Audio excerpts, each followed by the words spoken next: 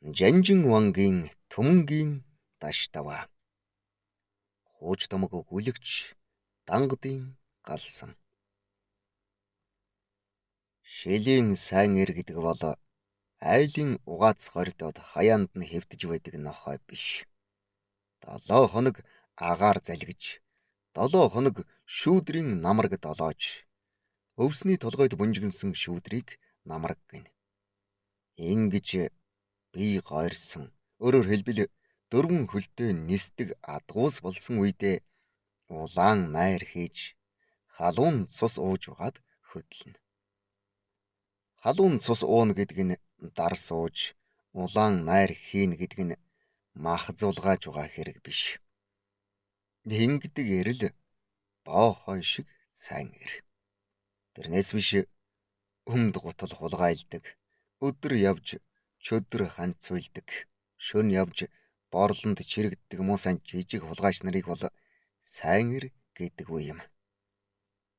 Сайн эр гэж ард түмэн сайшаахын учир нь хүнд байх бүхий л хатуужил бэрхийг давн туулдаг. Монголын баруун хязгаараас зүүн хязгаар хүртэл биеэ баадагнаад давхихад таван цул нь холхидгүй. Ниусэн эрүүгээр шүүлгэхэд хамаг нууцаан дэлгчдэггүй. Ийм учраас сайн гэж өргөмжилж байгаа юм. Нөгөө талаар эрийн сайнаар олсон тэр ол зомг нь Монголын төлөө, ард түмнийхээ төлөө байсан.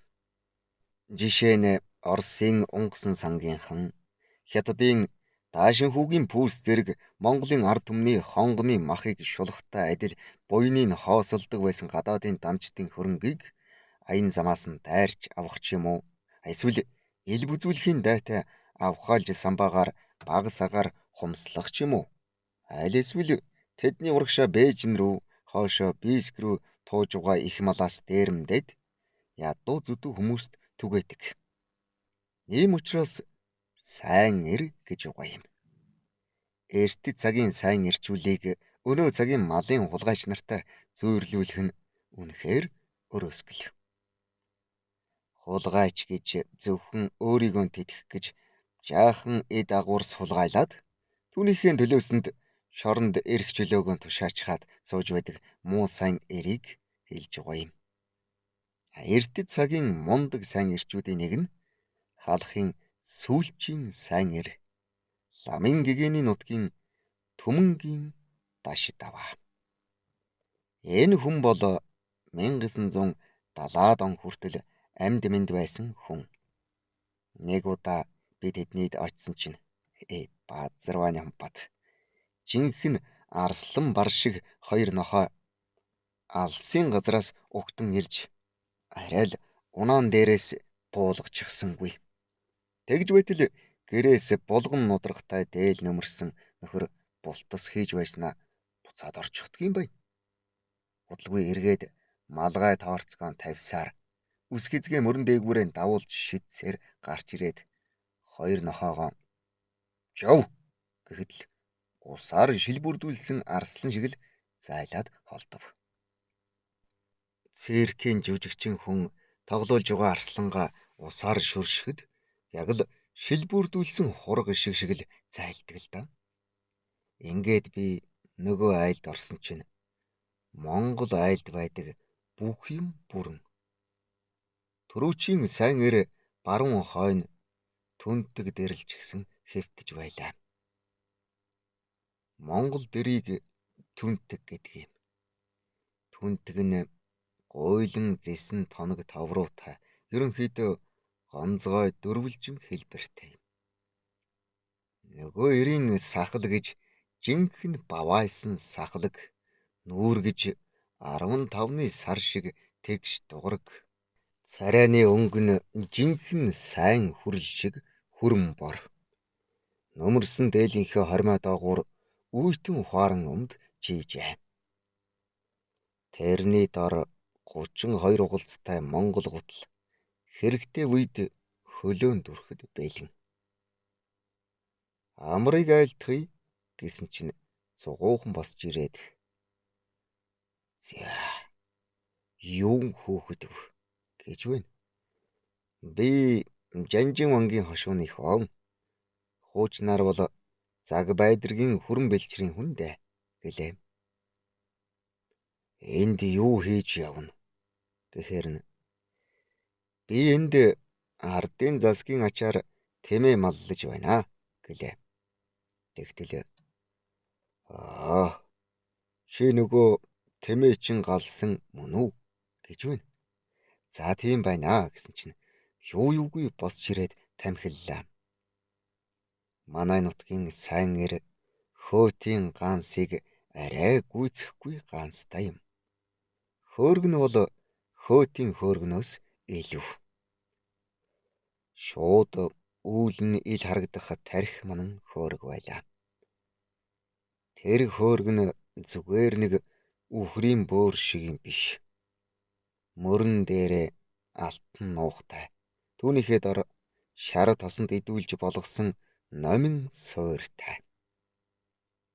Ийм хөөргөөр тамхилаад айраг уу гэвэ. Хажуугийн судаг дотор хэдэн адуу харагдаж байсан. Тэхнээ гүү уйсан юмсан ч. Айргныхын дээд талд хөөс бамбарлаад л том тосон мөхлөг унахын тоолонгоор усан цэврүү үүсээд л хагараад л байлаа. Энэ бол дээд зэргийн эсэлт нь хансан айраг гэсэн үг. Одоогийн айраг бол нэг гөлис юм байх жишээтэй. Тэгээд би айраг уулаа. Тэр үед би аймаг руу зорж явсан юм. Аймаг орох зөвшөөрөл над тэр болгон олддоггүй байсан. Би бие үзүүлэх санаатай арайхийн зөвшөөрөл олоод байлаа. Тэгээд явах гэсэн чинь нөгөө сайн ир чинь явуулдаггүй дээ. Ганц хөхүүр айраг уухгүй юм бол чи айлд ирэхийн хэрэг юу байсан юм бэ? Орой хонь ойртохоор ганц шөлний юм гаргахгүй болохгүй хүн байна гэж байна. Тэр үед намайг энхри хайрт нам засаг маань яаж нүд үзүүрэлдэг байлаа. Тэгтэл төмөнгийн даш даваа надад төлөг гаргана гэж байна та. Эгэл жирийн ард түмэн намайг ингэж хүндэлж байсны захын баримт нь энэ юм. Тэр үед хөөрхий авгаа амарцсан үед шөл уулах боломж байхгүй. Эхлээд баригадын даргаар, тэгээд нэгдлийн даргаар, орлогчоор, нэгтлэнгаар орж байж ганц хонь хаглах эрх олж авна. Харин төмөнгийн даш даваа бол амны хэдэн малтай. Нэг бол тэртээ тэргүй хариг үрний ногоотой шөлний мах бэлдэж явахад би яагаад нэг төлөг хагалж болдоггүй юм бэ гэсэн аархалтай ир байсан болов. Тэгээд миний гэдэс зоогийн сав зогсоолдон хүрээд хөхүүрийг үнсэж хүлцэл өчж байж арайхийн замдаа гарч билээ. Энэ даш даваа болвоос дуртай үедээ оргодог хүн байж түүнийг олоход маш хэцүү. Алтайн их уулсын шовторгын ноён оргил нь Баян хонгорын ламын гэгэний нутагт байдаг юм. Тэр бол их богд хайрхан. 1957 оны өвөл энэ ууланд газар хөдлөхөд Улаанбаатарт цонхны шил цуурч байлаа шүү дээ. Тэгэлээр тэр мундаг хайрхан л да. Даш даваа энэ ууланд очоод бүгжигдэг байж. Энэ хайрханд байхгүй амтан гэж үгүй. Ой модтой оройдоо хангай дундаасаа эхлээд хадан хясаа. Доошоо болохоор говь цөл болчихдог. Ардын засгийнхан хүртэл тэр өөд гарч мал тоолж чаддаггүй. Ягаад гэвэл айлуудын мал машин тэрэгний бараа шатхууны хулмас дөнгөж үнэртэнгүүтээ яг л аргал янгэр шиг дээшээ цойлчихдаг. Тэгээд малчдын амаар л малын тоолдог. Монгол хүн худлаа хэлдэггүй тулдаа харин малын тоон зөв гардаг байсан юм. Төмөнгийн даштаваа оргож босохороо ийм сайхан хайрханд очдог байж. Хаана ямар нуувч байна, хаана морины уяа байна, хаана төр байрлах агуй байна, хаана олон хоноглох нууц агуй байна гэж нутгаан андахгүй мэддэг учраас тэр шүт. Бас нутгийн ард түмэн энэ бол хаяагаан хадардаг нэг муу жаахан хулгайч биш. Ард түмний хөрөнгийг хураагаад айл болгоныг тогоо тослох юмгүй болгочихсон гадаад дотоодынхонд гоморхож явдаг сайн эр. Тэмцэгч гэж хүндэлдэг учраас барьж өгдөггүй байж. Төмөнгийн даштаваа нэг удаа баригдсан байдаг юм. Манай Загийн голын Элбэт Аравдан гэдэг хүн барьжээ. Өмнө нь даштавааг аймгийнхан барих гээд чадаагүй юмсан ч. Тиймээс Аравдан надад унаавг гэд тэрг аваад богд хайрханд хүргүүлсэн байна. Та ганцаард нь бид нар туслая гэхэд хэрэггүй гэд ганцаараа явжээ. Их мундаг тагнуулч хүн л дээ. Эх орныхоо төлөө хайрд олон явж үүрэг биелүүлсэн хүн. Ингээд мань хүн төмөнгийн даштаваагийн байгаа газрыг тогтоогоод ганцаараа ямар ч зэвсэггүй явж очоод "Хөөе, төмөнгийн даштаваа гараад ир" гэж гин. Нөгөөх нь гарч ирснээ Элбэт Аравдныг харангуйта буцаад орчихож.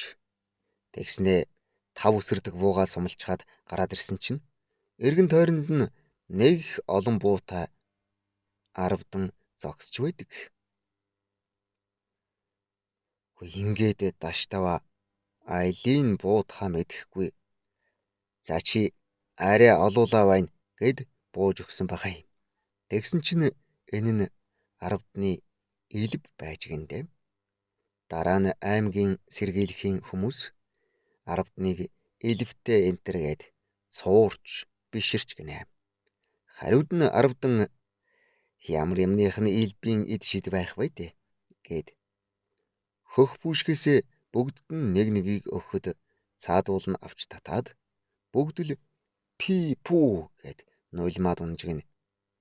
Тэр үед чинь одоогийн шиг тосон бол байдаггүй бэхэнд үзгээд үрж бичдэг байсан. Нөгөө хүмүүс бүгдээрээ үзгийнхээ хошууг өмгчгсөн ам нь бэх болчихсон байсан гэдэг.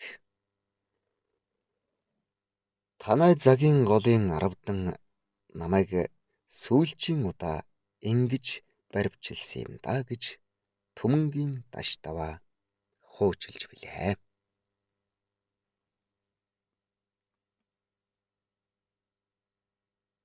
Баянхонгор аймгийн Үлзий цумын Харьяат Мэлийн Бата төмөнгийн даштаваагийн талаар ийхүү хөөрөнсөн. Шилийн сайн эр төмөнгийн даштаваа гэхээр Монгол даяараа мэдж дуулсан байдаг. Ясархаг том биетэй, бяр тэнхээ ихтэй ямар ч хүн харсан сүрдэж биширмээр сайхан эр байсан. Тэрвэр халахын нутагт яваагүй газар хүрээгүй нутаг хошуу гэж байгаагүй. Олон 10 баяд ноёдын зүрхийг өхүүлж эд малын авч ядууст тарааж байсан болохоос өөртөө хураасан зүйл огтхон ч үгүй билээ. Олон удаа шоронд орсон боловч би төдийд оргоно гэж ярьж угаад л оргочихсан байдаг гин. Үүгээр олны гайхлыг төрүүлдэг. Сайн эр даштаваа ярихтаа би ер нь хаана юу ч хийж явсан хэнээс ч юунаас ч айдгүй байсан. Харин говийн нэг аймагт явж угаад эзгүй шахам талд ганц бор гэр байхад нь унд уух санаатай буугаад нэг сүрхий айж билээ гэж хуучилдаг. Өнөөх жижигхэн бор гэрийн гадаа морион уйчгаад гэрт ортол нэг яозгүй царай зүстэй их том биетэйгээр ганцаараа сууж байна гинэ. Минь тусаа суугаад Би холын ирэлчин адуу ирж явнаа. Гэтэл өнөөхөр орныхоо хөндөд бэлэн байсан бууг авч сумлаад шууд тулгажээ. Энэ хооронд ийш тийш ажин хартал орон дээр бүүвэтэй манцуутай хүүхэд байгааг олж харангуут шүүрэн авч бууны амын дагуулan үүдээр гарангуута мориндоо мордож хүүхдийг авч зугатан гүвээд авч айлаас далдвархын даваан дээр орхиод явсан гэж ярьдаг байсан байна. Мөнгөн Эмбүү Монголын уран сайхны кинонд иймэрхүү үйл явдал гарахыг хараад халахын сайн ир Түмэнгийн даш даваагийн бодит амьдралаас сэдвлээ юу да гэсэн бодол төрж билээ. Жамбын Очирбат гэж их сэргэлэн овсгоотой нэгэн байсан. Тэгээд тэр домог болон яригддаг шилийн сайн ирсийг дуурайн сайн ир болгосон гэж их мөрөөддөг байснаа дурсан хуучилдаг байлаа. Харамсалтай нь тэр сайн ир болох гэж яваад ялахгүй юмнаас буруудан шоронд оржээ. Тэгтэл нутгийн ах болох халахын сайн ир Түмэнгийн даш даваа мөн тэнд хоригдож байсан байна. Даш даваа залуу хүү Очирбатыг зэмлэж одоо ийм замаар явдаг хөг өнгөрсөн. Хэрэгэн гэмшиж ажил сайн хийж хурдан суллагдахыг бод гэж зөвлөдөг байжээ. Тэгэхэд нь Очирбат би оргож гармаар байна. Та намайг оргуулж өг гэж шалаад байдаг. Чи оргож чадах юм уу гэж асуухад чадна л гэх. Гэтэл нэг өдөр даш даваа за өнөө шөнө хоёулаа оргоно шүү. Би чамд дохио өгнө. Тэгэнгүүт гараад ирээрэй гэжээ. Хүлээгээд байж байтал шөнө хажуу өрөөнөөс нь гараад иргэсэн дохио өгч гинэ. Ингээд хоёулаа оргочихжээ. Очирбат зогтож байгаад л унаа малтай залгаж авах байлгүй гэсэн бодоод дагаад л алхаад байв. Манай хоёр үүр цайх үед туулын бургасанд орж тэндээ өдрийг өнгөрөөгөөд оройн цааш явжээ. Энд тэндгүй аргамжаатай чөдөртэй морд байх авч Түмэнгийн даш даваа тэднээс авч уналгүй дэрэгдүүр нь гараад л яваад байх юм гин. Очирбат хоолдож байж л унаачих юм байхтай гэж боджээ. Ийм байдалтай олон хоног өдөр явсаар бүр хаан ч яваагаан мэдхэн болжээ. Сүүлдээ Очирбатын муу эсгий гутлын ул цоороод явж чадхаан байхад даш даваа гутлынхаа түрүүнээс тайрч өгөөд яваад л байж гин. Хэдэн хоног сар яваад нөгөө гутланч шаахай болж Очирбат ч алхааг нь гүйцэхэн болж гин. Тиймээс нэг өдөр заах минь би таныг гүйцэж явж чадахгүй нэ. Та намайг орхиод яв гэхэд эр хүн ханилж яваа эр унж яваа морь хоёрон хээр амьд хайдгүй юм дахио гэд бүсэндээ байгаа хит хутгийг суг татжээ. Очирбат айхын ихээр айж ах минь би одоо танаас хоцрохгүй гэд болсон харайжээ. Түүнээс хойш олон хоног үг дуугүй дагаж гин. Тэгээд даш даваа нэгэн их хад асгатай газар ирээд заахөө нутгаа таньж байна уу гэхэд Очирбат хаана яваагаач сайн мэдэхгүй байж таньж байна гэж гин. Тэгтэл даш даваа за тэгвэл би ингээд явлаа. Чи нутаг руугаа яв. Харин дахиж битгий шоронгоос оргож угаарай гэж хэлээд явчихжээ. Халахын сайн ирчүүд залуусаа залхаан цээрлүүлдэг, хатуу сургамж болгодог байсны тодорхой жишээ энэ юм. Түмэнгийн даш даваа нэг суудал дээр бүтэн хоньны мах идчихдэг.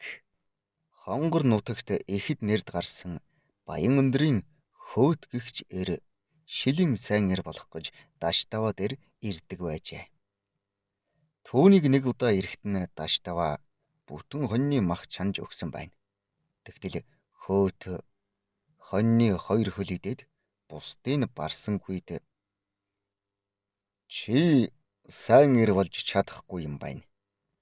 Хоол сайн идэж чадахгүй хүн яаж хол явж үл даах юм гэж хэлж байсан гэдэг. Энэ хүү Хөөт бол Баянхонгор аймагт бол алдартай шилийн эр явсан хүн. Сүүлдээ шилийн сайн эрийн замаа орхиод авраг малчин болж байлаа. Шилийн сайн эрчүүдийн нийгэмд гүйцэтгэх үүрэг улам улмаар багасах болсныг ухаарсан халахын сайн эр Даштаваа хуулийнханд учир явдлаа хэлж одоо би хизээч хэрэг хийхгүй гэж ам өчиг өгөөд төрсөн нутаг Жинс цумынхаа нэгдэлд орж нутгийн нэгэн бүсгүйтэй гэр бүл болж улмаар аймгийн тэргүүний малчин болж байсан түүхтэй хэмээн хүүрнэсэн.